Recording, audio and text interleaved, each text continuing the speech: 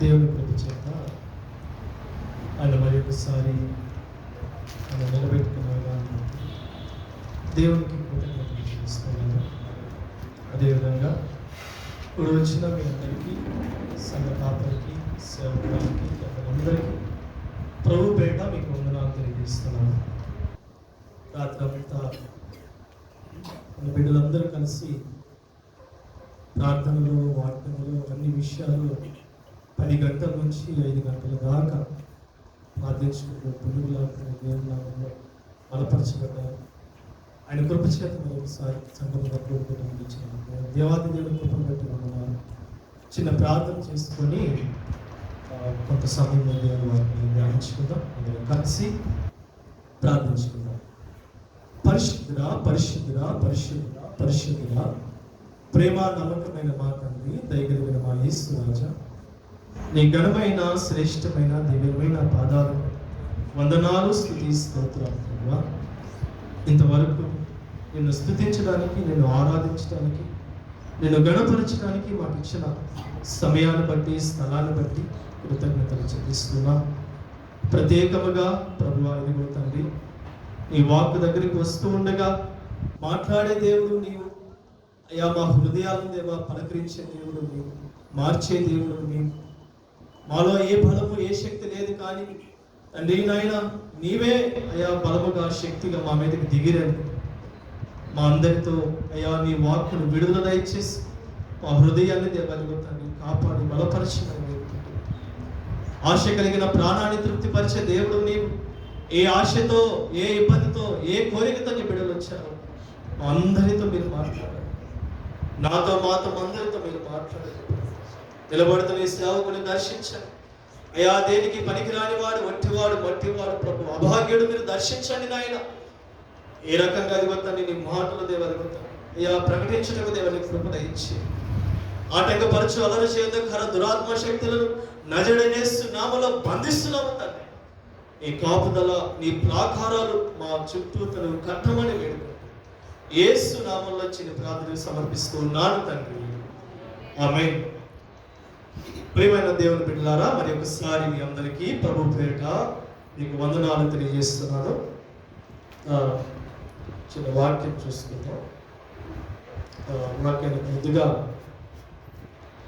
ఈ సకల మనుష్యులు, ఈ ప్రజలందరూ, దేవుని బిడ్డలందరూ విశ్వాస జీవితంలో ముందుకి సాగడానికి ఎన్నో ఆటుపోటులు, ఎన్నో శోధనల ద్వారా ఇబ్బంది పడుతూ ఉంటారు. ఏమండి, విశ్వాస జీవితం అనేది కొంత దూరము వెళ్ళి ఏదో శోధన ద్వారా, ఏదో కష్టము, ఏదో ఒక ఇబ్బంది రావటం ద్వారా అక్కడ నలిగిపోతూ పురుగుదలలో విశ్వాసులనే బిడ్డలందరూ ఈ దినాన శోధనను చూసి భయపడే బిడ్డలు ఎంతోమంది లేరు, చాలా మంది ఉన్నారు. శోధనను చూసి భయపడుతూ తన విశ్వాస జీవితాన్ని ఆపివేసుకున్న బిడ్డలు, ప్రార్థన జీవితానికి దేవునికి లోపడకుండా ఆగిపోయిన బిడ్డలు ఎంతో మంది ఉన్నారు. యాకోబు పత్రిక, యాకోబు రాసిన పత్రిక 1:12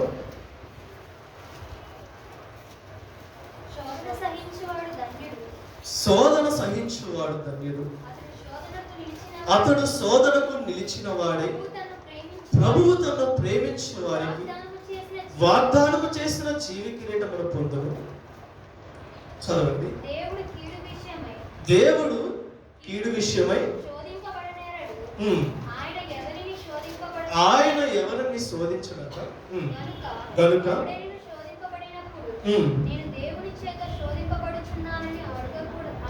అనకూడదు. ప్రతివాడు తన స్వకీయమైన దురాశను చేత ఈడవబడి శోధింపబడును.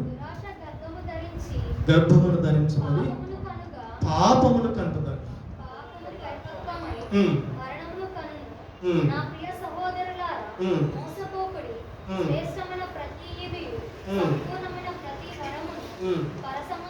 చాలండి. ఇక్కడ చిన్నపిల్లలు మొదలుకొని పెద్దవాళ్ళ వరకు వారి నోటి నుంచి వచ్చే ఒక పదం ఏంటంటే, నేను మరీ ఎక్కువగా శోధించబడుతున్నా, శోధనలు మరీ ఎక్కువైపోతున్నాయి నా కుటుంబంలో.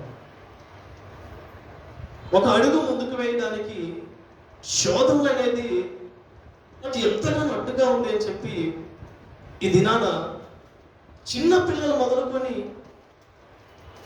వివాహమైన బిడ్డలు మొదలుకొని, వృద్ధాప్యంలో ఉన్న బిడ్డలు అందరూ ప్రతి ఒక్కరు కూడా ఈ మాటతోటి, శోధన అనే పదముతోటి భయపడుతూ ఉంటారు.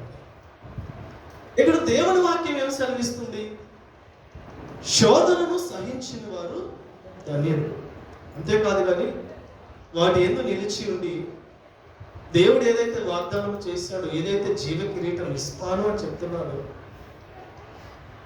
ఆ జీవ కిరీటమును పొందాలి అంటే మొదట ఏం చేయాలండి? శోధనను సహించాలి, వాటి యందు నిలిచి ఉండాలి. అసలు శోధన ఎందుకు వస్తుంది? మనం చదువుకున్నాం ఇప్పుడే. సాతాను గాడు ఏం చేస్తాడంటే, మనుష్యులను శోధన ద్వారా తీసుకువెళ్ళి దేవునికి దూరం చేయడానికి వాడు ఎన్నో ప్రయత్నాలు చేస్తాడు. శోధన ఎక్కడి నుండి వస్తుందంటే సాతాను నుండి వస్తుంది. ఏమండి? పరీక్ష మాత్రం దేవుని నుండి వస్తుంది. ఈ శోధనకి తగ్గ కారణం ఎవరంటే మనమే. ఎందుకో చెప్పనా? సాతాను గాడికి మార్గాన్ని తెరిచేది కూడా మనమే. మన యొక్క శరీరము, మన యొక్క జీవితమును బట్టి ఆలోచనలు, ఎన్నో ఆలోచనలు. వాక్యం చదువుకుందాం. యాకోబు 1:12. నేను జస్ట్ ఇంట్రొడక్షన్, ఇంకా వాక్యంలోకి వెళ్ళి జస్ట్ ఇంట్రొడక్షన్ ఇస్తాను. వాక్యంలో చదువుకుందాం.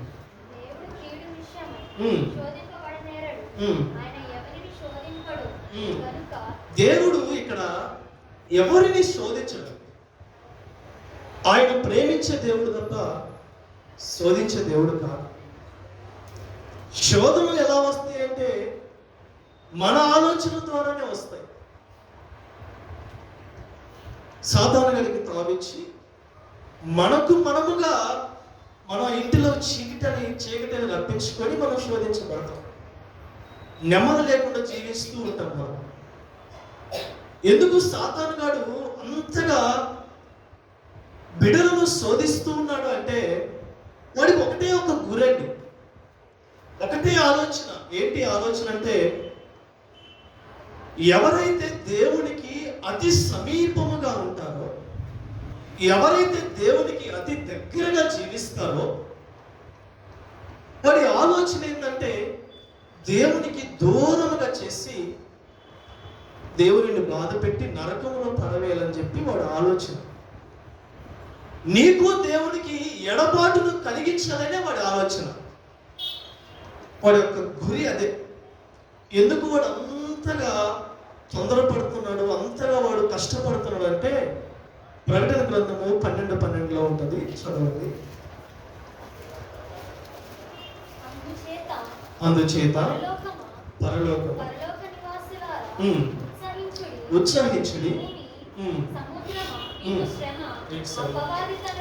అపవాది తనకు సమయము తక్కువగా ఉందని తెలుసుకొని క్రోధము కలగని వాడే క్రోధముతోటి మీ దగ్గరకు వస్తున్నాడు.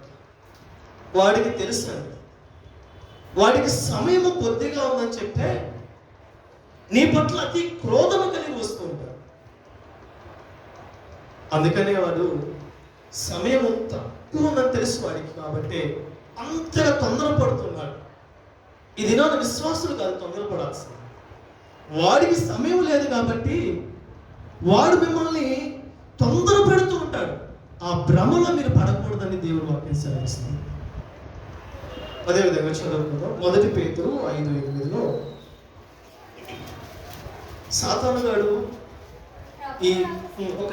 సాతాను గాడు కుటుంబాల మీద, సంఘాల మీద, బిడల మీద, యవనస్తుల మీద ఎందుకు ఇలా పడుతున్నాడంటే, ఎప్పుడెప్పుడు మింగుదామా, ఎప్పుడెప్పుడు ఉందామని చెప్పి ఆ సమయాన్ని వాడు గమనించుకున్నాడు కాబట్టి వాడు క్రోధముతో ముందుకు సాగుతున్నాడు. చదవండి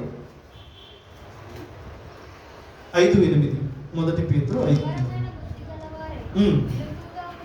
మెలకువగా ఉండడి, మీ విరోధి అయిన అపవాది గర్జించు సింహం వలె ఎవరిని మృంగుదునా అని వెదుగుచూ తిరుగుచూ ఉన్నాడు. చాలండి. ఎప్పుడెప్పుడు మింగుదామని చెప్పి సాధారణ ఆలోచన, అది వాడి ఆలోచన ఒకటే గురి. ఎందుకంటే ఆది దంపతులైన ఆదాము హవ్వని శోధించి దేవుని దగ్గర నుండి దూరపరిచాడు. అదే గురి పెట్టుకొని ఉన్నాడు. ఈ దినాన శ్రమలు వస్తున్నాయి అంటే, ఆ శ్రమలు ఎలా వస్తున్నాయి అంటే మన పరిస్థితులని వాడు ఆధారం చేసుకొని, మన పరిస్థితులు వాడు అర్థం చేసుకొని, మనం ఎక్కడ పాపం చేస్తాం, ఎక్కడ లోకంలో తిరుగుతామని చెప్పి రావడానికి ఆ ఇల్లు ఈ ఇల్లు, ఆ మనుషుల దగ్గరికి ఈ మనుషుల దగ్గరికి కిటికీల మీదకి ఎక్కి తిరుగుతూ ఉంటాడు. అందుకు సాధారణంగా యొక్క మర్యాద. నేను వాక్యంలో వస్తాను. ఇప్పుడు వరకు ఇంట్రొడక్షన్ ఇచ్చాను. వాక్యం చదువుకుందాం. 1 యోహాను 2:15-16 చదువుకుందాం. ఈ లోకమునైనను ఈ లోకములో ఉన్న వాటినైనను ప్రేమింపకుడి. ఎవడైనను ఈ లోకమును ప్రేమిస్తే తండ్రి ప్రేమ వారిలో ఉండదు. లోకములో ఉన్నదంతయు అనగా శరీరాశయు, నేత్రాశయు, జీవపు డంబము. చాలండి. ఇక్కడ నేను వాక్యం స్టార్ట్ చేస్తాను. ఇక్కడ లోకములో ఏమున్నాయి అంటే, ఇక్కడ శరీరాశ, నేత్రాశ, జీవపు డంబం. ఈ 3 విషయాలు నేను వివరించాలని ధ్యానించుకున్నాను. 10 నిమిషాలు ఈ 3 విషయాలు చెప్పి నేను ముగించుకుంటాను. చదువుకుందాం. లూకాసు వార్త 4:1.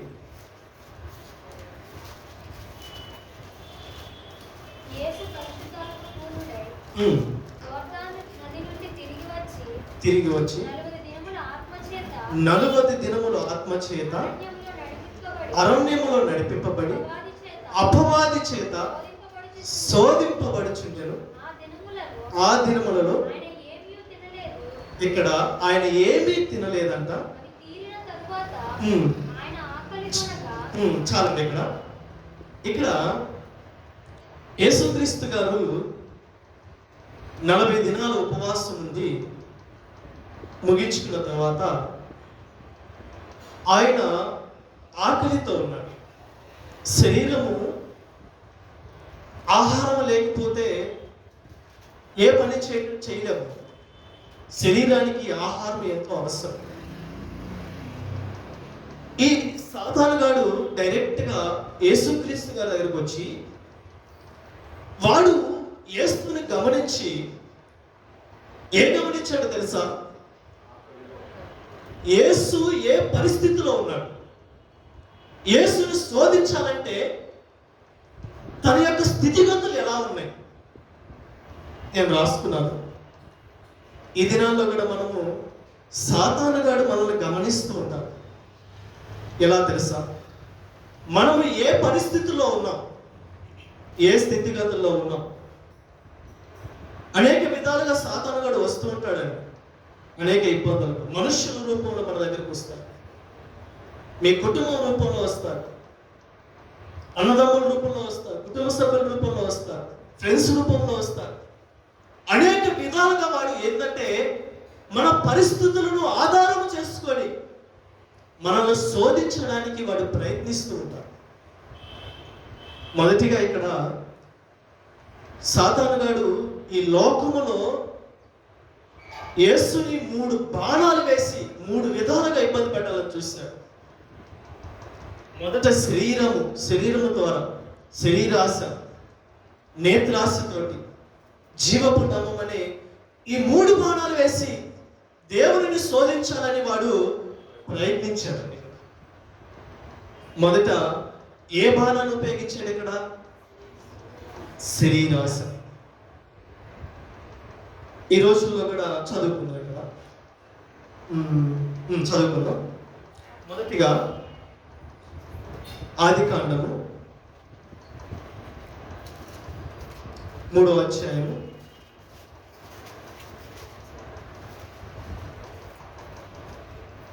1 నుంచి చదువుకుందాం. దేవుడని యెహోవా చేసిన సమస్త భూజంతువులలో సర్పము యుక్తిగలదై ఉండెను. అది ఆ స్త్రీతో, ఇది నిజమా? ఈ తోట చెట్లలో ఈ ఫలములనైనను మీరు తినకూడదని దేవుడు చెప్పెనా అని అడిగాను. అందుకు స్త్రీ, ఈ తోట చెట్ల ఫలములను మేము తినవచ్చును. అయితే తోట మధ్యనున్న చెట్ల ఫలములను గూర్చి దేవుడు మీరు చావకుండినట్లు వాటిని తినకూడదని వాటిని ముట్టకూడదని చెప్పెనని సర్పముతో అనెను.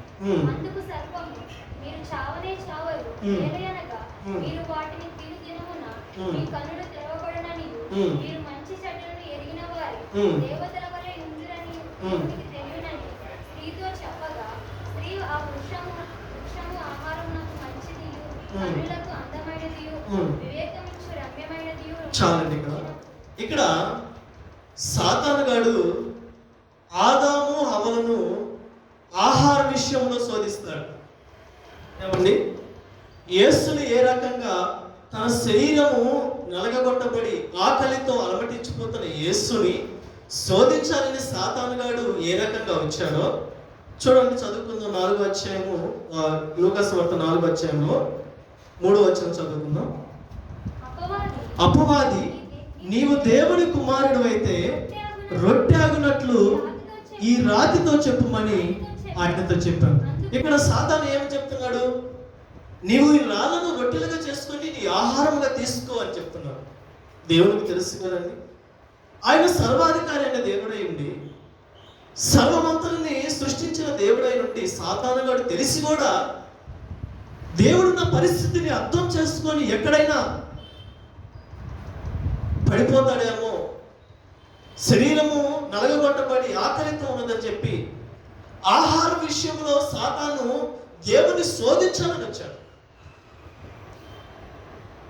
కానీ ఇక్కడ బైబిల్ గ్రంథంలో ఆదాము హవ్వలు ఆ శోధనకు పడిపోయారు. మనుషులైన ఆదాము హవ్వ దేవుడు ఏదైతే ఆజ్ఞ పెట్టాడో, నువ్వు తినొద్దు ఈ పండు. ఏమండి, ఆదాము హవ్వ తోటలో కొన్ని రోజులు, కొన్ని సంవత్సరాలు, కొన్ని దినాలు ప్రయాణం చేశారు. ఎన్నోసార్లు ఆ చెట్టుకున్న పండును చూసి ఉంటారు. కానీ ఆ పండు దేవుడు తినొద్దని చెప్పి, సరే తినొద్దని చెప్పి దేవుని మాటకి విలువించి వెళుతూ ఉన్నారు. ఎప్పుడైతే సాతానుగాడు వచ్చి ఆ పండు గురించి చెప్పాడో, ఆ పండు ఎలా ఉందంటే, చదువుకుందాం ఒకసారి మళ్ళీ. రమ్యముగా ఉందంట, అందంగా ఉందంట, తినడానికి ఎలా ఉందంట, మంచిగా ఉందంట. ఏమండి, ఎప్పుడైతే సాతానుగాడు వాడు చూపిస్తాడో అది మన కళ్ళను ఆకర్షణీయంగా ఉంటుందంట. ఇక్కడ హవ్వ ఆదాము వాడి యొక్క ఆకర్షణలో పడిపోయారండి, ఆహార విషయంలో పడిపోయారు. ఈ దినాలలో ఎందుకంటే నేను సెలవిస్తున్నాను, మన శరీరము ఆహారముతో ఇబ్బందులు పడుతున్న స్థితిలో సాతానుగాడు మనలను, మన ఆత్మీయ జీవితమును పడగొట్ట ఉండడానికి, మన శరీరము స్థితిగతులను అర్థం చేసుకొని దేవుని నామంలో ముందుకు వెళ్ళాలని ఈ వాక్యము నేను చెప్తూ ఉన్నాను. ఎందుకంటే మనము వివాహాలకు వెళ్ళామనుకోండి, వివాహాలకు వెళ్తే ఈ దినాలలో వివాహము ఎలా జరిగింది, ఎవరైనా వివాహం ఎక్కడికి వచ్చామనుకో, వివాహం ఎలా జరిగింది, బాగుందా, బాగా మంచిగా జరిగిందని అంటే వాళ్ళు అనే మాట ఏంటంటే, మొక్కలు సరిగా బాగలేదంట. ఏమండి, అడిగిన ప్రశ్న ఏంటి? వివాహం బాగా జరిగిందా లేదా? వాళ్ళు చెప్పేది ఆన్సరు, ఏం వివాహం, ఒక్క మొక్క కూడా సరిగా బాగలేదంట. ఆహార విషయంలో ఎంతగా ఇదిగో వివాహంకు ఆహారం ఎంత ఇంపార్టెంట్ అయిందండి అక్కడ. నేను ఆహారము తినొద్దు అది కానీ కాదు కానీ చెప్తుంది, ఆహారం అనేది నీ శరీరమునకు అవసరమే, కానీ ఆ ఆహారం అనేది నీ ఆత్మీయ జీవితానికి దెబ్బ కొట్ట పడకుండా ఉండాలని దేవుని వాక్యం సెలవిస్తుంది. ఈ దినాల్లో సాధారణంగా కొన్ని కుటుంబాలు విడిపోతున్నాయి. భార్యాభర్తల మధ్య గొడవలు ఎక్కడి నుండి స్టార్ట్ అవుతున్నాయి తెలుసా? పప్పులో ఉప్పు లేదండి, కిచెన్లో ఉండేదండి. తినడానికి కూర్చుంటారు, గంటలతో కొట్టుకునే కుటుంబాలు ఈ రోజులు ఎన్నో చూస్తూ ఉన్నాం. నాకు తెలిసిన కుటుంబాలు కూడా కొన్ని ఉన్నాయి, నేను చూశాను. భార్యాభర్తల మధ్య వచ్చి ఆహారం పెట్టుకొని తింటూ అక్కడ చిన్న చిన్న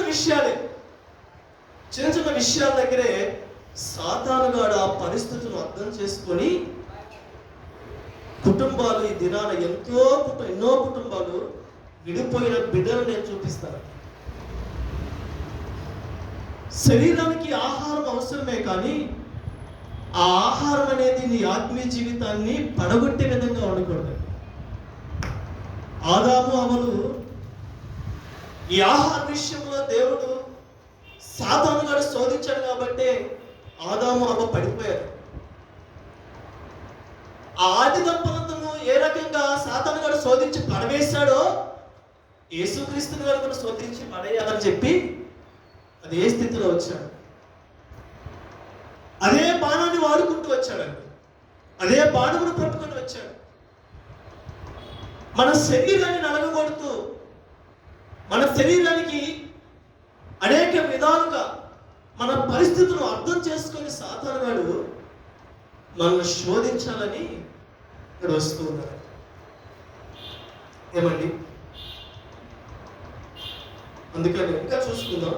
బైబిల్ గ్రంథంలో ఆహారం విషయంలో ఎంతో మంది బిడ్డలు, శోధించబడిన బిడ్డలు, దేవునికి దూరమైన బిడ్డలను చూపిస్తారు. మన ఆత్మీయ జీవితము ఎలా ఉండాలంటే దేవుని యొక్క వాక్యముతో నింపబడిన బిడ్డల వల్లే ఉండాలి. ఆహారం తీసుకోవాలి, ఏ రకంగా తీసుకోవాలి, ఎంతవరకు కావాలో అంతవరకు తీసుకోవాలి. మీరు డాక్టర్ని అడగండి, ఎక్కువ ఆహారం తీసుకుంటే మన శరీరానికి ఉపయోగం కాదా? ఉపయోగం కాదు. ఎక్కువ ఆహారం తీసుకుంటే ఉపయోగం కాదు. అందుకనే ఈ దినాన సేవకులు ఎందుకు ఉపవాసాలుండి తన శరీరాన్ని నలగొట్టుకున్నారు తెలుసా?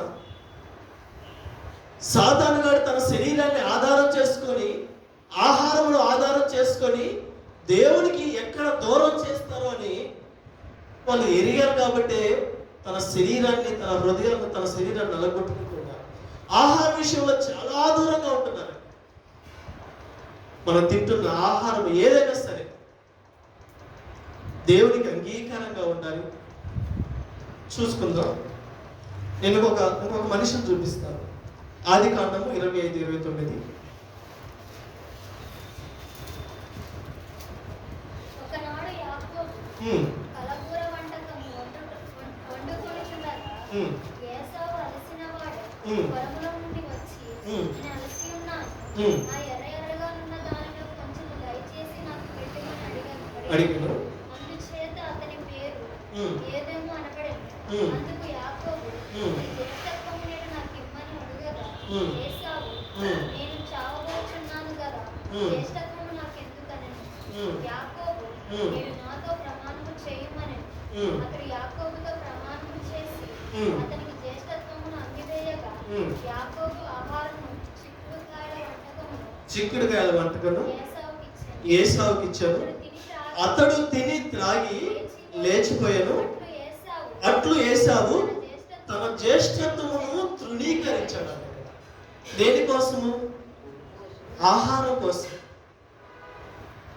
ఏమండి, ఆహార విషయంలో ఏసావు దేవుడిచ్చిన జ్యేష్ఠత్వాన్ని కాదనుకున్నాడండి. ఆహార విషయంలో తన హృదయాన్నే దేవునికి దూరపరుచుకున్నాడు. ఒక్క పూట ఆహారం కోసము తన జ్యేష్ఠత్వం నమ్ముకున్నాడు. ఎవరిచ్చారు జ్యేష్ఠత్వాన్ని? దేవుడిచ్చాడు. దేవుడిచ్చిన జ్యేష్ఠత్వాన్ని ఆహారం కోసం కాదనుకున్నాడు.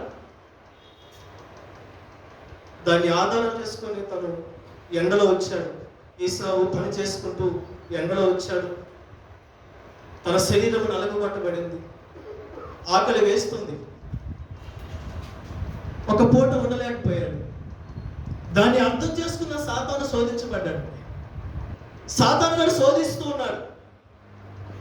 మనుషుల రూపంలో ఉండి మాట్లాడుతూ ఉంటాడండి. ఏది ఇంపార్టెంటో, ఏది అవసరమో ఆ దినంలో మన శరీరము ఎక్కడైనా పాపము చేస్తుందేమో, మన శరీరం ఎక్కడైనా మాట తోలుతుందేమో అని చెప్పి మన హృదయంలోనికి, మన జీవితంలోనికి, మన కుటుంబంలోనికి సాతాను గారు వచ్చి దేవుడిచ్చే కిరీటాన్ని మనకు దూరం చేయాలని చెప్పి అనేక విధాలుగా మన శరీరాన్ని వాడు నలగగొడుతూ ఉంటాడు, శోధిస్తూ ఉంటాడు. అదే రీతిగా ఏసావుని శోధించాడు ఆహార విషయంలో. నేను ఒక మాట సెలవిస్తాను. ఏసావు తన జీవితంలో ఎంతగా నష్టపోయాడంటే,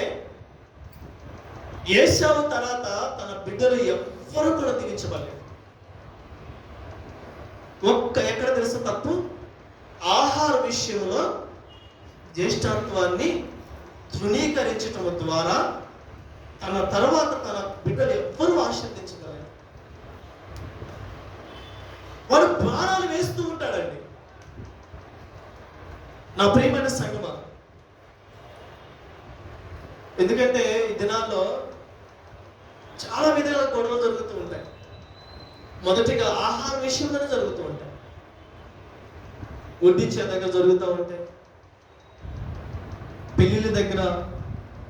ఎలా అంటే చాలా మంది అంటారు, వాడు నన్ను ముఖం చూసి వడ్డిస్తున్నాను అంట. ఏమండి, మొఖాలు చూసి వడ్డిస్తున్నా. హాస్టల్ ఎక్కువ జరుగుతూ ఉంటాయి. ఈ చికెన్లు వచ్చే దగ్గర మొఖాలు చూసి వడ్డిస్తున్నారని నాకు బాధ. అక్కడ కూడా గొడవలే, అక్కడ కూడా కొట్లాటలు, అక్కడ కూడా ఇబ్బందులు. మొన్న ఫెస్టివల్ అప్పుడు అన్నగారు మన చర్చిలో ప్రతిసారి భోజనాలు ఇక్కడ తయారు చేసి పెడుతూ ఉండేవారు. చాలా మంది అప్పుడు ఎక్కువైపోవటం వల్ల తినకుండానే వెళ్ళిపోయేవారు. అప్పుడు సమయాన్ని కేటాయించుకోలేక ఇబ్బంది పడేవారు. మెసేజ్కి, లేకపోతే పాటలు పాడటానికి, ప్రార్థన చేయడానికి, అక్కడ భోజనాలు వడ్డించడానికి చాలా ఇబ్బందికరంగా ఉండేది. కానీ దేవుడు ఇచ్చిన కృపను బట్టి, అన్నగిచ్చిన తలాంతును బట్టి ఆ యొక్క పార్సిల్ తీసుకురావడం వల్ల ఆ రోజు ప్రార్థన నడిపింపు కానీ చాలా మంది ఆ పార్సిల్ని తీసుకువెళ్ళి వాళ్ళు తినడం కాదు, హాస్టల్లో 4 కూర్చొని తిన్నారు. నేను విన్నానండి. ఆహార విషయంలో కొట్లాట కాదండి, ఆ కొట్లాటను ఆధారం చేసుకుని సాతానుగా వెలుబడి చేసే స్థితులు ఉన్నాయి. ఏసావు అలానే నలగొట్టబడ్డాడు, ఏసావు అలానే దూరమయ్యాడు. యేసును కూడా అలానే శోధించి ఈ రాజ్యం అంతటిని తీసుకోవాలని వాడు, ఈ లోకమంతటిని ఏలుబడి చేయాలని వాడు ఆశ కలిగి ఉన్నాడు. కాబట్టే యేసును వాడు శోధించలేకపోయాడు. కానీ మనుష్యులుగా ఆదాము హవ్వ ఆహార విషయంలో దేవునికి దూరం అయ్యారు. వాడు గమనించి దేవునికి దూరం చేశాడండి. వాడు గెలిచాడు అక్కడ. అదేవిధంగా ఏసావు జీవితంలో కూడా దేవునికి దగ్గరగా ఉన్న ఏసావుని తీసుకొచ్చి దేవునికి దూరం చేశాడు. నా ప్రియమైన సంగమా, ఈ రోజుల్లో కూడా ఆహార విషయంలో మనము చాలా జాగ్రత్తగా ఉండాలి. మన శరీరము ఆహార విషయంలో తినాలి, బ్రతకాలి, అనేక విధాలుగా ముందుకు వెళ్ళాలి. కానీ ఆహార విషయంలో తగు జాగ్రత్త కలిగి ఉండాలి. ఈ వాక్యం ఎందుకంటే ఆహారం విషయంలో నీవు దేవునికి దూరం అయ్యేవారిగా కాకుండా నీ ఆత్మీయ జీవితం ముందుకు సాగేవారిగా ఉండాలి. ఇంకొక దైవ సేవకులను చూపిస్తాను. 1 రాజులు, నేను ముగిస్తాను. 1 రాజులు 13 నుంచి 13 అధ్యాయము 21వ వచనం చదువుకుందాం. అంతటా యూదా దేశంలో నుండి వచ్చిన దైవజనుని పిలిచి, ఉమ్, యెహోవా ఇలాగ ఆజ్ఞాపించుచున్నాడు, ఉమ్, నీ దేవుడైన యెహోవా నీకు ఆజ్ఞాపించిన దానిని గైకొనక ఉమ్, ఆయన సెలవిచ్చిన నోటి మాట మీద తిరగబడి ఉమ్, నీ వెనుకకు వచ్చి ఉమ్, నీవు అచ్చట అన్నపానములు పుచ్చుకునవలదని ఉమ్, ఆయన సెలవిచ్చిన స్థలమున ఉమ్, భోజనం చేసి ఉన్నావు గనక ఉమ్, నీ కలెబరము ఉమ్, నీ పితరుల సమాధిలోనికి రాకపోవునని ఉమ్, ఎలుగెత్తి చెప్పారు. ఉమ్, అంతటా వారు అన్నపానములు పుచ్చుకున్న తర్వాత ఉమ్. అచ్చటి ప్రవక్త ఉమ్. తన వెనుకకు తోడుకొని వచ్చిన ఆ చాలండి, నేను ఇక్కడ వివరిస్తాను. 13వ అధ్యాయం 14 నుంచి 25 వచనాలు మీరు ధ్యానించండి ఇంటికి వెళ్ళిన తర్వాత. ఇక్కడ యెరోబాము ఏం చేస్తారంటే కొన్ని విగ్రహాలు నిలబెట్టి అక్కడ బలిపీఠాలు కడుతున్నప్పుడు దైవ సేవకులకి దేవుడు స్పష్టంగా సెలవిస్తారు. అక్కడ ఇశ్రాయేల్ బిడ్డలందరూ కలిసి అక్కడ ఆ బలిపీఠం మీద సాష్టాంగం పడుతూ అక్కడ బలి అర్పిస్తూ ఉంటే అది తప్పు అని చెప్పి దైవ సేవకులకి వర్తమానం చెప్పి పంపిస్తూ ఉంటారు. అది చెయ్యొద్దు, మీరు చెప్పేసి రండి అని అక్కడ చాలా స్పష్టంగా జరుగుతూ ఉంటుంది. ఆ బలిపీఠాలు పోల్చబడతాయి. దైవ సేవకులు వెళుతూ ఉంటే దేవుడు స్పష్టంగా చెప్తాడు దైవ సేవకులకి ఏంటంటే, నీవు ఆ ప్రాంతంకి వెళ్ళినప్పుడు ఆహారము తినొద్దు. నువ్వు వెళ్ళిన ప్రదేశంలో ఏదైతే మార్గం వెళ్ళావో ఆ మార్గంలో మళ్ళా తిరిగి రావద్దు, వేరే మార్గంలో రావాలి. నీవు ఆహార విషయంలో అక్కడ నువ్వు తినొద్దు అని చెప్పి స్పష్టంగా దేవుడు సెలవిస్తాడు. ఆహార విషయంలో నువ్వు తగు జాగ్రత్త కలిగి నువ్వు అక్కడ నుండి ఆ ప్రాంతం నుండి వచ్చి రావాలి అని చెప్తారు. కానీ ఇక్కడ దైవ సేవకులు దేవుని యొక్క ప్రవక్తగా పిలువబడుతున్న దైవ సేవకులే కొంత దూరం ప్రయాణించాడు. కొంత దూరము ఆహారం తినకుండా వచ్చాడు రాజు దగ్గర నుండి వచ్చి.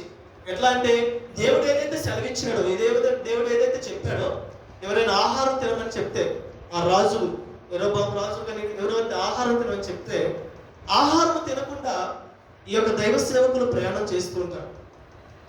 కొంత దూరం వచ్చిన తర్వాత ఒక ప్రవక్త ఉంటాడు, మళ్ళీ దైవ సేవకులే.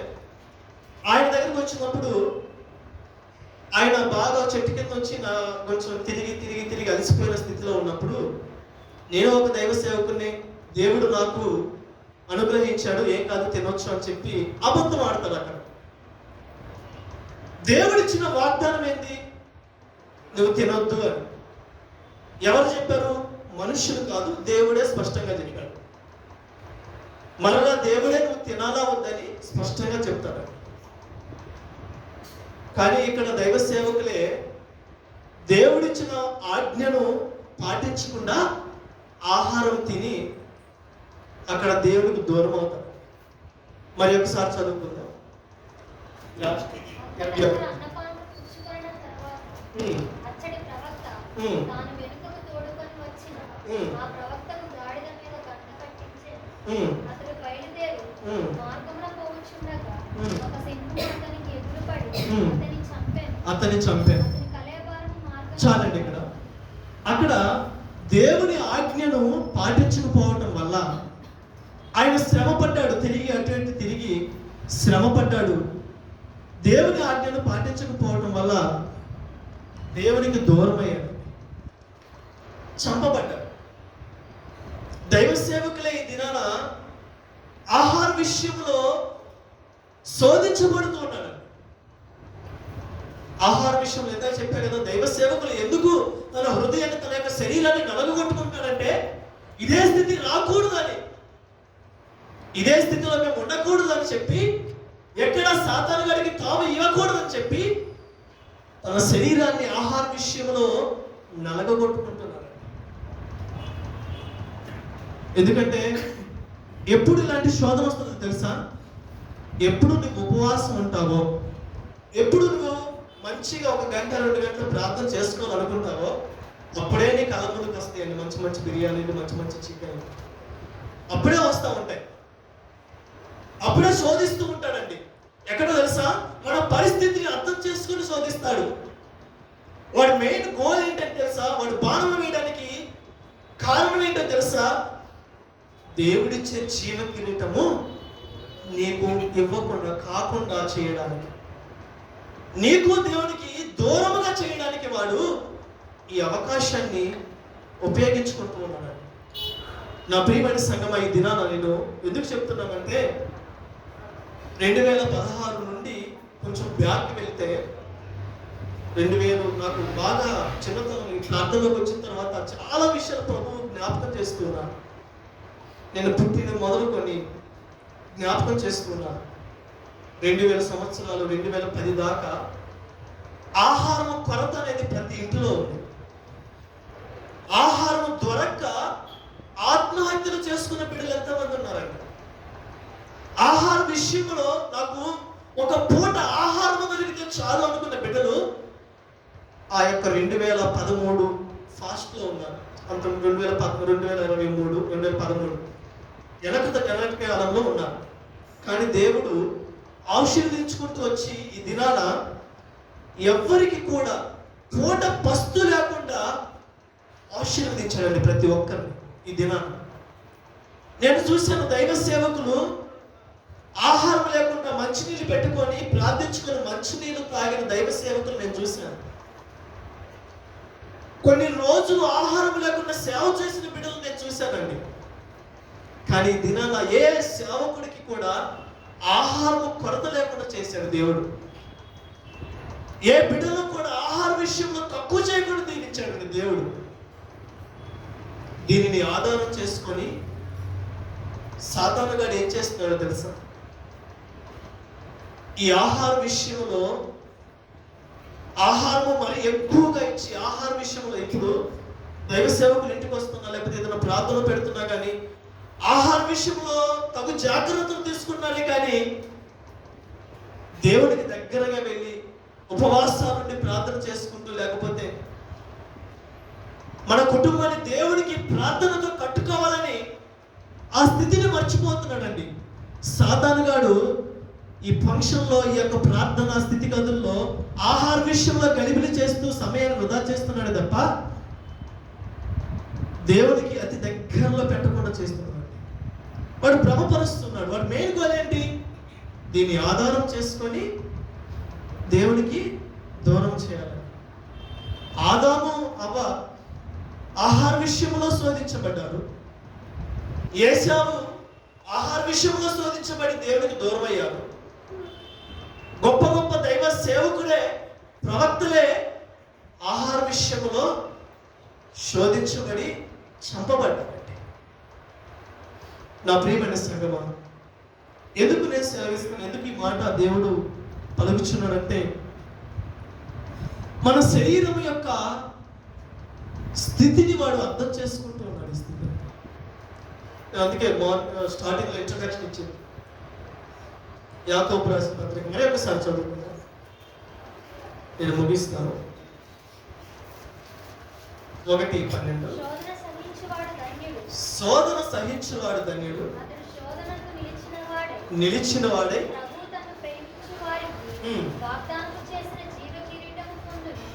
దేవుడు కీడు విషయమై శోధింపబడనేరడు. ఆయన ఎవరిని శోధింపడు కనుక ఎవడైనా శోధింపబడినప్పుడు నేను దేవుని చేత శోధింపబడుచున్నానని అనకూడదు. ప్రతి వాడును తన స్వకీయమైన దురాశ చేత. ఇక్కడ ఎవరి ఆలోచన చేత మనము శోధించబడుతున్నామండి? మన ఆలోచన చేత. మనం ఏ ఆలోచన చేసినా కానీ దేవునికి దగ్గరగా ఉండే ఆలోచనలే ఉండాలి. నా ప్రియమైన సంగమం చూసుకుందాం. అదేవిధంగా సంఖ్యాకాండము 11:33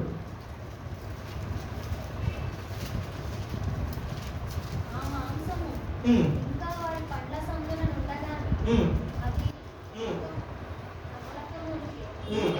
యెహోవా కోపము చెట్ల మీద రగులుకొనెను. యెహోవా తెగులు చేత వారిని బహుగా బాధించెను.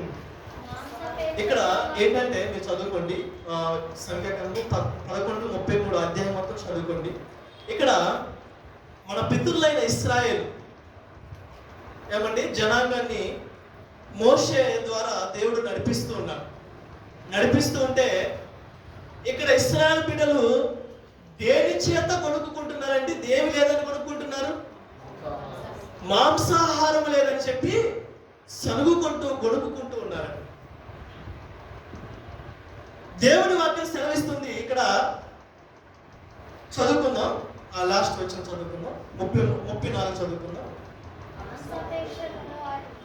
చెల్లులు అక్కడ పాతి పెట్టినందున ఆ స్థలమునకు ఉమ్. కిబ్రోతు హత్తావా అని ఉమ్. పేరు పెట్టబడెను. ఉమ్. చెల్లులు కిబ్రోతు హత్తావా ఇక్కడ దేవుడు ఐగుప్తు ప్రాంతం నుండి ఇశ్రాయేలు బిడ్డలను ఎక్కడ కూడా వండటం అనేది లేకుండా బిడ్డలను పోషించుకుంటూ వచ్చాడు. దేవుడు అనేక విధాలుగా దేవదూతలకు ఇచ్చే ఆహారమును బిడ్డలకు ఇచ్చాడు. కృతజ్ఞత కలిగి జీవించవలసిన బిడ్డలు ఇక్కడ ఆహార విషయంలో శోధిస్తూ ఉన్నారు. కృతజ్ఞత కలిగి దేవునికి అనేక విధాలుగా స్తుతులు చేయవలసిన బిడ్డలే ఇంకనూ సరుగుకోవటం వల్ల దేవుని ఉగ్రత వాళ్ళ మీదకి వచ్చి సంహార దూతను వాళ్ళ మీదకి పంపించాడు. నా ప్రియమైన సంగమా, ఇశ్రాయేలు బిడ్డలు ఆహార విషయంలో చంపబడ్డారు. ఆహార విషయంలో దేవునికి దూరం అయ్యారండి. దేవునికి కోపాన్ని తీసుకురావడానికి ఏ ఆత్మ పనిచేస్తుంది వాళ్ళ మీద? ఏమండి, ఏ ఆత్మ పనిచేస్తుంది? సాతానుగాడి ఆత్మ పనిచేస్తుంది. కాబట్టి ఈ ఆలోచన తృప్తి లేకుండా జీవిస్తున్నారండి. అక్కడ ఆ ఎడారిలో ఏం దొరుకుతుంది? మంచినీళ్ళు దొరకదు, ఆహారము దొరకదు. అయినను దేవుడు పోషిస్తూ ఉన్నాడు. తృప్తి కలిగి ఉండాలా లేదా? తృప్తి కలిగి జీవించాలా లేదా? కృతజ్ఞత కలిగి ఉండాలా లేదా? కానీ దేవుని ఆత్మ పని చేయకుండా అక్కడ ఎవరికి అవకాశం ఇచ్చారంట? వాళ్ళు సనుగుకోవటం, గొడుక్కోవటం వల్ల సాతాను గడికి అవకాశం ఇచ్చారు. ఎప్పుడైతే సాతానికి అవకాశం ఇస్తారో దేవునికి దూరం అయిపోతారు. నా ప్రియమైన సంగమా, ఇక్కడ ఆహార విషయంలో ఎవరైతే ఇశ్రాయేలు బిడ్డలు ఉన్నారో, మన పితరులు ఉన్నారో, వాళ్ళు దూరం అయిపోయారు దేవునికి. ఎందుకు ఈ వాక్యం సెలవిస్తున్నానంటే, దేవుడు మాట్లాడుతున్నాడంటే ఈ దిన ఆహార విషయంలో జాగ్రత్త లేదండి. ఆహార విషయంలో దేవుడిచ్చిన కృతజ్ఞతలు కూడా చెల్లించలేని స్థితిలో ఉన్నాం. ఇచ్చేవారిగా, పెట్టేవారిగా ఇస్తున్న దేవుణ్ణి కృతజ్ఞత కలిగి లేకుండా ఈ దినాన దేవుడికి దూరం అవుతూ ఉన్నాం. ఉద్యోగాల దేవుడు దీవిస్తూ ఉన్నారు. ఒక మధ్య ఈ ఫంక్షన్కి వెళ్ళాం. ఫంక్షన్కి వెళ్తే మన సంఘం బిడ్డలు ఫంక్షన్కి వెళ్తే అక్కడ భోజనాలు పెట్టి తినొస్తుంటే ఒక తమ్ముడు అన్నాడు నాతోటి, అన్న వచ్చే నెలలో నేను సంఘంలో ఏదో అన్నాడు, ఒక యాటను కోసి భోజనాలు పెట్టాలన్నా అన్నాడు. అంటే నేను అన్నాను, సంఘంలో లేకపోతే నేను ఇంట్లో ప్రార్థన పెట్టుకుని ఇట్లా పెట్టుకోవాలి అన్నాడు. ఈ ఆలోచన నీకు ఎందుకు వచ్చింది?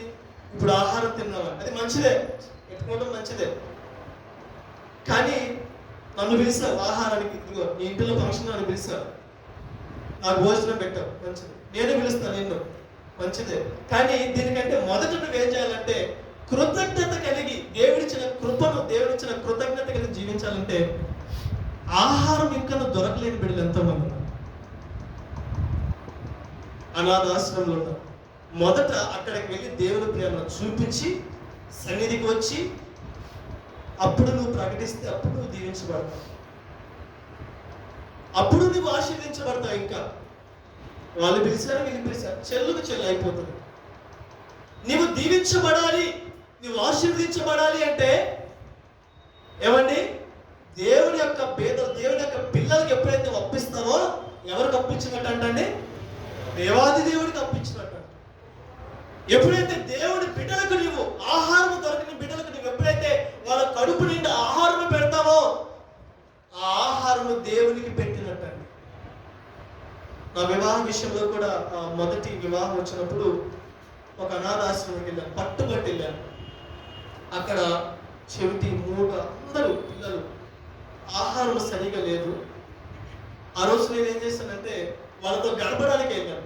ఆహారం నేనే ప్రిపేర్ చేసుకొని కొంతమంది తీసుకుని వెళ్తే అసలు ఎంత తృప్తినిచ్చిందంటే, వాళ్ళతో గడుపుతుంటూ, వాళ్ళతో కూర్చొని, వాళ్ళతో మాట్లాడుతూ, వాళ్ళతో ఆహారం పెడుతుంటే ఎంత తృప్తిగా ఉందంటే, స్వయాన దేవుడే దిగి వచ్చి వాళ్ళ మధ్య వాళ్ళ వాళ్ళు చూపిస్తున్న ప్రేమ, వాళ్ళు చూపిస్తున్న కరుణ, అసలు దేవుడి బిడ్డలు అంటే ఇలా ఉండాలి కదా అనిపించింది. వాళ్ళకి మాట ఇచ్చాం, మరి ఒక్కసారి వస్తానని. ఆహారం వృధా చేసే వారికి ఉండకూడదండి. కానీ ఆహార విషయంలో మనం జాగ్రత్త కలిగి ఉండాలి. బైబిల్ గ్రంథంలో గొప్ప గొప్ప దైవ సేవకులే, గొప్ప గొప్ప విశ్వాసులే, గొప్ప గొప్ప బిడ్డలే ఆహార విషయంలో తగు జాగ్రత్త లేకుండా దేవునికి దూరమయ్యారు. ఆదాము అవ్వ దూరమయ్యారు, ఏశావు దూరమయ్యాడు, దైవ సేవకులు దూరమయ్యారు, ఇశ్రాయేలు బిడ్డలు దూరమయ్యారు. ఏ విషయంలో? ఆహార విషయంలో. సాతానుగాడు అదే బాణాన్ని ఉపయోగించి యేసుక్రీస్తు గారి దగ్గరకు వచ్చాడు. ఉపవాస ప్రార్థనలు చేసుకుంటే శరీరము నలగగొట్టబడిందని చెప్పి వాడు గమనించి యేసును పడగొట్టాలని వచ్చాడండి. ఈ దినాన విశ్వాసుల మధ్యలో కూడా దేవుడు సాతానుగాడు వస్తూ ఉంటాడు. ఏ బలహీనతో నువ్వు ఉన్నావని, ఏ ఇబ్బందితో నువ్వు ఉన్నావని చెప్పి, ఏ కష్టంతో నువ్వు ఉన్నావని చెప్పి ఆ ఇబ్బందిని ఆధారం చేసుకుని వచ్చి నిన్ను నలగగొట్టాలని, నిన్ను శోధించాలని చెప్పి, శోధనల ద్వారా నిన్ను దేవునికి దూరపరచాలని చెప్పి నిన్ను భ్రమపరుస్తూ ఉంటాడు దేవుడు సాతానుగాడు. నీవు గుర్తుపట్టి ముందుకు వెళ్ళాలి. ద్వితీయోపదేశ కాండము 8:3. ఆహారము వలనే కాక యెహోవా సెలవిచ్చిన ప్రతి మాట వలన నరులు బ్రతుకుతారండి. ఏమండి? దేవుడిచ్చే మాట వలన, దేవుడిచ్చే వాక్యము వలన, దేవుడు ఎవరిస్తున్నారండి? వాక్యము దేవుడే కదా మనకిస్తుంది. ఆహారము దేవుడే కదా మనకిస్తుంది. ఈ సంపద అంతా దేవుడే కదా మనకిస్తుంది. మొదట మనం దేవుడికి దగ్గరగా ఉంటే ఈ సమస్తము మనదవుతుందండి. వాడికి తెలుసు. దేవునికి దగ్గరగా ఉంటే ఈ లోకమంతటికి అధికారము మనకి ఇస్తానని తెలిసే ఎప్పుడైతే మనకి దేవునికి దూరంగా చేస్తామో, ఎప్పుడైతే సాధారణంగా మనకి దేవునికి దూరం చేస్తామో, ఇవన్నీ కోల్పోతే తెలుసా? ఆహార విషయంలో నిన్ను దెబ్బ కొట్టి వాడి గోల్ ఏంటంటే ఆత్మీయ జీవితం మీద కొట్టాలనే ఆలోచన. వాడి ఆలోచన, ఆ ఆలోచన మనం పడకూడదు. ఏదైతే మనుషుల దగ్గర బాణాన్ని ఉపయోగించాడు కానీ దేవుని దగ్గర ఉపయోగించలేకపోయాడు. మనమందరం కూడా గుర్తుపెట్టి ఈ విషయాలు, ఆహార విషయంలో జాగ్రత్త కలిగి, ఆహార విషయంలో మన ఆత్మీయ జీవితాన్ని కాపాడుకునే వారిగా మనం ఉండాలి. ఆహార విషయంలో ఎక్కడ పడితే అక్కడికి వెళ్ళేవారిగా కాకుండా ఆహార విషయంలో మనం జాగ్రత్త కలిగి ఆత్మీయ జీవితాన్ని కాపాడుకోవాలని దేవుని వాక్యం సెలవిస్తుంది. దేవుడి వాక్యం నడిపించండి. మనం అనుకుంది 3 విషయాలు ధ్యానించాలని. ఏంటి? శరీరాశ, నేత్రాశ, జీవపురము. ఎవరున్నారో నాకైతే తెలియదు కానీ దేవుని వాక్యం ఇది తీసుకొచ్చింది. ఆహార విషయంలో, శరీర విషయంలో సాతానుగాడు నలగబట్టబడతాడు. శరీర విషయంలో మొదటి బాణము ఆహారం మీద కొట్టాలని చూస్తూ ఉంటాడు. శరీర విషయంలో మనం జాగ్రత్త కలిగి ఉండాలి. శరీరాన్ని కాపాడుకునే వారిగా ఉండాలి. శరీరము అపవిత్రముగా ఉండకుండా కాపాడుకునే వారిగా ఉండాలి. ఆహార విషయంలో మరీ ముఖ్యముగా దేవుడు ఇదిగో శ్రమపడి, ఇదిగో ఆ యొక్క దినములో ఉపవాసముతో శరీరము ఆకలితో అలమటించిపోతుండగా అవకాశాన్ని ఆధారం చేసుకొని సాతానుగాడు వచ్చాడు. అదేవిధంగా మీ శరీరపు ఇబ్బందులను ఆధారం చేసుకొని సాతానుగాడు ఖచ్చితంగా వస్తాడు. ఎందుకు వస్తాడు తెలుసా? నేను మళ్ళీ చదివిస్తాను, చదువుకుందాం. అదే వాక్యం, లూకాసు వార్త 4:1. యేసు పరిశుద్ధాత్మ పూర్ణుడై యోర్దాను నది నుండి తిరిగి వచ్చి 40 దినముల ఆత్మచేత అరణ్యంలో నడిపింపబడి అపవాది చేత శోధింపబడుచుండెను. ఆ దినములలో ఆయన ఏమండి? యేసు అక్కడ ఏ ఆత్మ చేత నడిపించబడుతున్నాడు అండి? పరిశుద్ధాత్మ చేత నడిపించబడుతున్నాడు. అప్పుడు అపవాది శోధిస్తున్నాడా లేదా? ఏమండి? నేను ఒక్క మాట చెప్పి ముగిస్తాను. నిన్ను అపవాది శోధిస్తున్నాడు అంటే, నిన్ను ఇబ్బంది పెడుతున్నాడు అంటే నీవు దేవుని ఆత్మలో నింపబడు. ఏమండి? దేవుని ఆత్మతోటి నీవు నింపబడి ఉన్నావు. శ్రమలతోటి, శోధనతో నువ్వు ఇబ్బంది పడుతున్నావంటే నువ్వు ఖచ్చితంగా దేవుని మార్గంలో నడుస్తూ ఉన్నావని అర్థం. దేవుని శోధగాడు లేకపోతే సాతానుగాడు ఎవరి దగ్గరికి వస్తారండి? దేవుని పిల్లలతోటి, దేవుని ఆత్మతో నడిపించబడుతున్న బిడ్డలను దాని యొక్క ఆత్మ నుండి దూరపరిచి, దేవునికి దూరపరిచి ఈ లోకంలో పడవేయాలని. అదే కదా, నువ్వు శోధించబడుతున్నావు లేకపోతే నువ్వు ఇబ్బంది పడుతున్నావు అంటే నీవు ఖచ్చితంగా దేవుని మార్గంలో ఉన్నావని దేవుని వాక్యం సెలవిస్తుంది. నేను ముగిస్తాను, సమయం అయిపోయింది కాబట్టి. ఏదైతే నేత్రాశ జీవపడము ఉన్నదో నేను మళ్ళా కంటిన్యూ చేస్తాను. కంటిన్యూ చేసి మీకు ఇంకా వివరిస్తాను. దేవుడిచ్చిన మాటలు దీవించి ఆశీర్వదించింది. ఆమేన్. ప్రార్థన చేస్తున్నా. తల్ల వంచండి. ఒకసారి ఆలోచించాలి. మన శరీరానికి వస్తున్న కష్టాలను బట్టి ఇంతవరకు సాధారణంగా ఎన్ని రకాలుగా మనల్ని శోధించాడు. నీ శరీరాన్ని ఆధారం చేసుకొని శోధన ద్వారా నిన్ను గాయపరిచి దేవునికి దూరం చేయాలని వాడు కంకణం కట్టుకొని నీ బ్రతుకు మీద, నీ కుటుంబం మీద కిటికీలు ఎక్కుతూ ఎప్పుడెప్పుడు నిన్ను పరవేయాలని చూస్తూ ఉంటాడు. నీవు ఏ కష్టముతోటి నీ శరీరము నలగొట్టబడుతుందో, ఏ అనారోగ్యముతో నువ్వు నలగొట్టబడుతున్నావో, ఏ కష్టముతో, ఏ ఇబ్బందితో నువ్వు నలగొట్టబడుతున్నావో దేవుడు వాక్యం సెలవిస్తుంది. దాన్ని ఆధారం చేసుకొని సాతాను నీ దగ్గరకు వస్తూ ఉంటాడు. వాడికి తావేయకుండా యాకోబు రాసిన పత్రిక 4:7 సెలవిస్తుంది, మొదట నీవు నాకు లోబడి ఉండి అపవాదిని నువ్వు ఎదిరించు అనే వాక్యం సెలవిస్తుంది. ఆ వాక్యాన్ని ధ్యానించుకుంటూ, ఆ వాక్యం నిమిత్తమే ప్రార్థన చేసుకుంటూ దేవుడికి లోబడే బిడ్డలుగా మనం ఉండాలి. ఆలోచన చేద్దాం. ప్రభువా నీకు వందనం. ఇదిగో నేను ఈ కష్టంతో బాధపడుచు ఉంటే, ఇదిగో ప్రభు ఉద్యోగ విషయంలో నలిగిపోతూ ఉంటే, అయ్యా ఇదిగో దాన్ని నా బిడ్డల విషయంలో నేను నలిగిపోతూ ఉంటే, ఆర్థికంగా నేను నలిగిపోతూ ఉంటే, దేవా అనారోగ్యంతో నేను నలిగిపోతూ ఉంటే, కుటుంబ కలహాలతో నేను నలిగిపోతూ ఉంటే, దీన్ని ఆధారం చేసుకొని సాతాను గడు నన్ను భ్రమపరచాలని చూస్తున్నాడు. అయ్యా ఇదిగో ప్రభు నేను బలహీనుడు ప్రభువా, బలపరచు దేవుడు నేనే కదా ప్రభువా, వీటిని జయించుటకు నాకు శక్తినివ్వండి ప్రభువా. ఇదిగో మేము ప్రార్థిస్తున్నాం అయ్యా, ఈ శోధన నా ఎదురు నుండి తీసివేయదని ప్రార్థన చేయట్లేదు ప్రభువా, ఈ శోధన నేను జయించుటకు మాకు శక్తినివ్వమని ప్రార్థన చేస్తున్నామయ్యా. కనికరించమని వేడుకుంటున్నాం అయ్యా, కనికరించి సహాయం దయచేయమని వేడుకుంటున్నాం ప్రభువా. గొప్ప గొప్ప దైవ సేవకులే, గొప్ప గొప్ప బిడ్డలే ప్రభువా ఆహార విషయంలో పడిపోయారు ప్రభువా. దేవా అదిగో ఆ స్థితిలో నేను ఉండకూడదు ప్రభువా. అయ్యా ఆ స్థితిలో నేను మా కుటుంబం ఉండకూడదు ప్రభువా, నా సంఘం ఉండకూడదు ప్రభువా. దేవా నేను శరీరము, అయ్యా అదిగో నా శరీరము ప్రభువా నీకు సమర్పిస్తున్నాను ప్రభువా. ఈ ఆత్మ దేహములకు యజమానుడు నీవే కదా ప్రభువా. తండ్రి కనికరించండి, నా శరీరాన్ని బలపరచండి, నా శరీరానికి ఆరోగ్యమును దయచండి, నా శరీరాన్ని పరిశుద్ధపరచమని వేడుకొనిచున్నాను ప్రభువా. ఏ శరీరము దేవా ఇదిగో ప్రభువా నాయన నీ ఆత్మతో కప్పమని వేడుకొనిచున్నాను ప్రభువా. అయ్యా అదిగో ప్రభువా నీ ఇల్లు అని సెలవిస్తున్నావు కదా ప్రభువా, నీవే కనికరించి సహాయం దయచేయండి. ప్రార్థించుకుందాం. పరిశుద్ధమైన తండ్రి, పరిశుద్ధమైన దేవా నీకు వందనాలు, స్తుతి స్తోత్రాలు తెలియజేస్తున్నాను ప్రభువా. ఒక అంశం నిమిత్తమై ఇదిగో ఈ లోకమంతా శరీరాశ, నేత్రాశ, జీవధర్మంతో అయ్యా నింపబడి ఉంది. ఈరోజు మాకు శరీరాశల గురించి మాకు తెలియచెప్పారు. మరి ముఖ్యంగా మా శరీరాన్ని ఆధారం చేసుకునే ప్రభువా సాధారణంగా అనేక విధాలుగా శోధిస్తూ ఉంటాడు.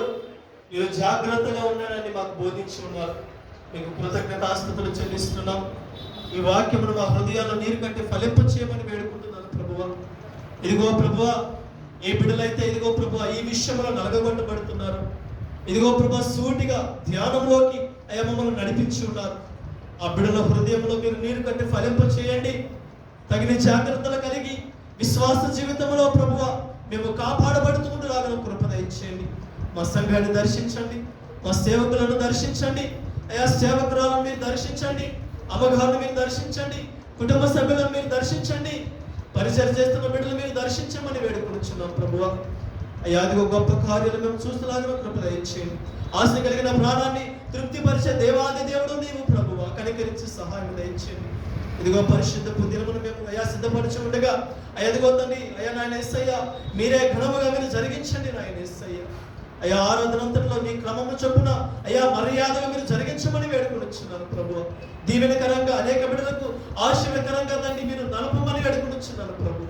అయ్యా కనికరించి సహాయం దయచేసి నీ ఆశీర్వాదకులలో మమ్మల్ని అందరూ నిలబెట్టమని వేడుకుంటూ నీకే మహిమ, నీకే ఘనత, నీకే స్తుతి స్తోత్రాలు తెలియజేసుకుంటూ నా ప్రియుడు రక్షకుడైన ప్రభు యేసు నామములో ఈ చిన్ని ప్రార్థనకు సమర్పించి అడిగి వేడుకొని పొంది నాము తండ్రి ఆమేన్. పేట అందరికీ కూడా